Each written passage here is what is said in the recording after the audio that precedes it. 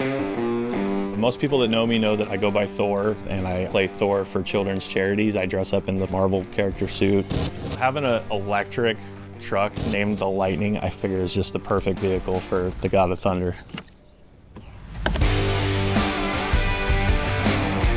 My mom did a lot of stunt driving when I was a kid. That started my passion with cars. That led into me being a stunt driver and building cars for movies. So when I'm not building movie cars or doing stunts, my day job is I'm an auto glass installer.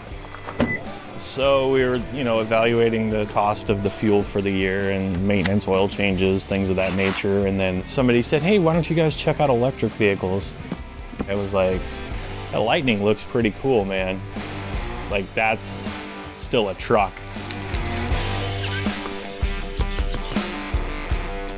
We drive anywhere from 200 to 400 miles a day. I was spending anywhere from $3,500 to $5,000 a month in gas. We're less than $1,000 a month in electricity between the house charging and the supercharging.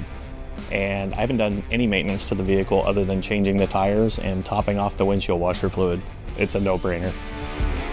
Not having any maintenance to do means we have more free time to actually take care of our business and our customers. And on top of that, the vehicle is a perfect tool for what I do every day for my job. This thing is just a giant inverter itself, so I can plug in vacuums, charge battery packs for the tools, and there's so much more room. Obviously, with a gas-powered engine, taking up all the front space, I don't have that extra cargo area, where with this, I can put all my tools under the hood. So you can literally pull a car right up to the front of the trunk opens up. As a person who's been a car enthusiast and loved automobiles in all their forms all my life, this truck is amazing.